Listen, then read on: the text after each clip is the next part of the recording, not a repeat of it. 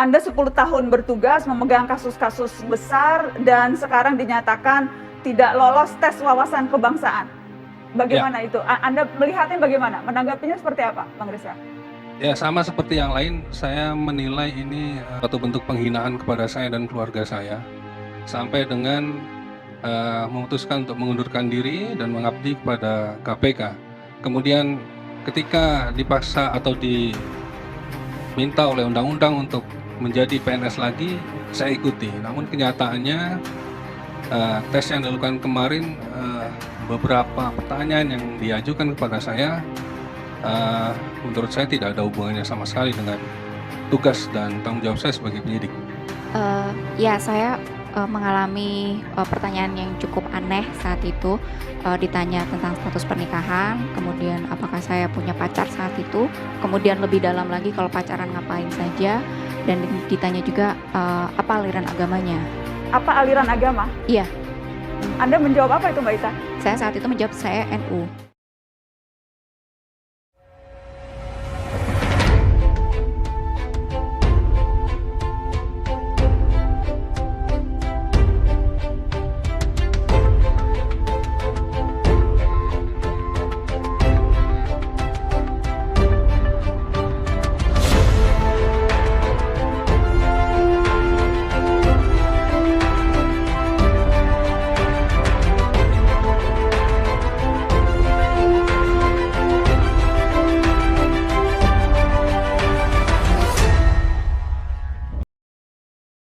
Pegawai Humas Komisi Pemberantasan Korupsi, Ita Khoiriyah, membongkar pertanyaan tes wawancara kebangsaan yang menurutnya janggal.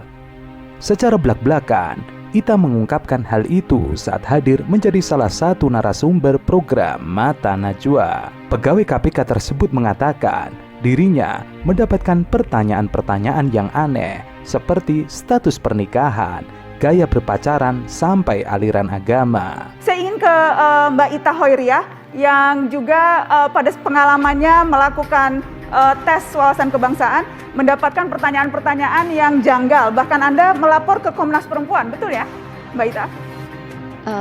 Ya, saya mengalami pertanyaan yang cukup aneh saat itu. Ditanya tentang status pernikahan, kemudian apakah saya punya pacar saat itu, kemudian lebih dalam lagi kalau pacaran ngapain saja, dan ditanya juga apa aliran agamanya. Apa aliran agama? Iya, Anda menjawab apa itu, Mbak Ita? saya saat itu menjawab saya NU. Ita Khoiriyah lantas mengatakan bahwa dirinya menjawab aliran agama ikut Nahdlatul Ulama.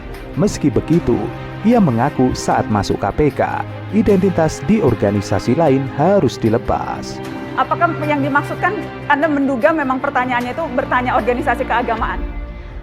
Itu ada pertanyaannya lagi, ikut organisasi apa? Saya tegaskan bahwa sejak saya masuk di KPK, saya harus melepaskan identitas atau keterlibatan saya di organisasi manapun. Najwa Shihab lantas bertanya apakah itu menjadi dasar Ita Khoiriyah melaporkan pertanyaan tes TWK kepada Komnas HAM. Ita Khoiriyah menjawab bahwasanya tidak hanya itu.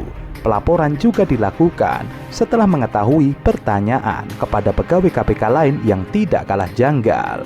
Menurutnya, pertanyaan-pertanyaan tersebut buruk untuk ditanyakan dalam proses rekrutmen abdi negara. Anda melapor ke Komnas Perempuan, apakah karena pertanyaan-pertanyaan itu? Pacaran ngapain aja dan sebagainya? Pertama, saya itu berdasarkan pengalaman yang saya hadapi ya. Tapi di satu sisi banyak rekan-rekan saya yang juga mendapat pertanyaan yang lebih parah dari saya gitu. Dan saya pikir ini menjadi presiden yang cukup buruk apabila instrumen untuk rekrutmen abdi negara ternyata ada insiden yang tidak menyenangkan seperti ini. Humas KPK tersebut lalu mengungkapkan sejumlah pertanyaan janggal yang bahkan terkesan mencampuri urusan rumah tangga. Seperti, apakah kamu lepas jilbab? Pilih mana, Pancasila atau Al-Quran? Kenapa belum menikah sementara adik sudah? Kenapa alasan bercerai sedangkan peserta yang ditanya masih ada trauma sampai ke trigger dan menangis? Ada rekan saya yang ditanya, kamu kalau disuruh lepas jilbab bagaimana? Atau ditanya, pilih mana antara Pancasila dengan Al-Quran? Atau ada yang ditanya, kenapa belum menikah sedangkan adiknya sudah? Ada lagi yang ditanya kenapa alasan bercerai, sedangkan yang peserta yang ditanyai itu masih ada trauma dan sampai ke-trigger dan menangis di saat sesi wawancara tersebut. Seperti diketahui, Wakil Ketua KPK Alexander Marwata menyampaikan hasil rapat bersama terkait 75 pegawai KPK yang tidak lulus menjadi ASN. Yang 51 tentu karena tidak bisa dilakukan pembinaan berdasarkan penilaian asesor, tidak bisa bergabung lagi dengan KPK. Sedangkan 24 pegawai KPK yang tidak lulus akan dilakukan pembinaan dan kembali mengikuti TWK. Sementara itu, pimpinan Komisi Pemberantasan Korupsi telah berembuk dengan Kemenpan RB dan Badan Kepegawaian Negara mengenai nasib 75 pegawai lembaga anti rasuah yang tidak lolos tes wawancara kebangsaan untuk alih status menjadi aparatur sipil negara. Menyikapi hal tersebut sejak awal, hasilnya berdasarkan rapat di Gedung BKN pada Selasa. Menyikapi hal tersebut, sejak awal penyidik senior KPK Novel Baswedan mengatakan pihaknya mencurigai sejak awal mengenai persengongkolan di dalam KPK dengan koruptor.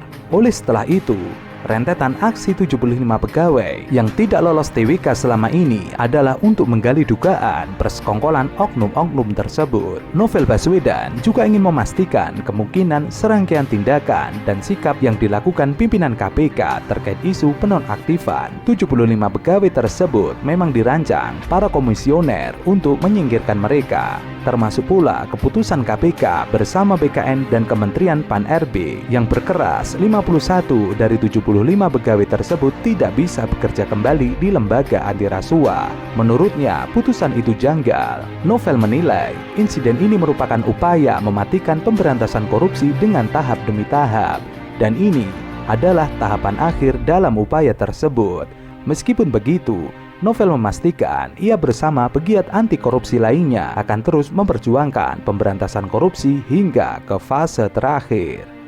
Novel Baswedan sendiri merupakan satu di antara 75 pegawai KPK yang dinonaktifkan karena tidak lolos tes wawancara kebangsaan. Lebih lanjut, Novel juga menilai apa yang telah terjadi dalam rapat di Gedung BKN hari itu adalah fase terakhir penyingkiran pegawai KPK untuk melemahkan pemberantasan korupsi. Novel menilai gelagat itu sudah terlihat sejak pimpinan KPK menetapkan Peraturan Komisi Nomor 1 Tahun 2021 yang menetapkan TWK sebagai salah satu dasar pengalihan status pegawai KPK menjadi ASN. Dugaan itu kemudian semakin kuat ketika KPK, BKN, Pan RB tidak mengindahkan pernyataan Presiden Joko Widodo agar tidak menjadikan TWK sebagai dasar pemecatan pegawai KPK.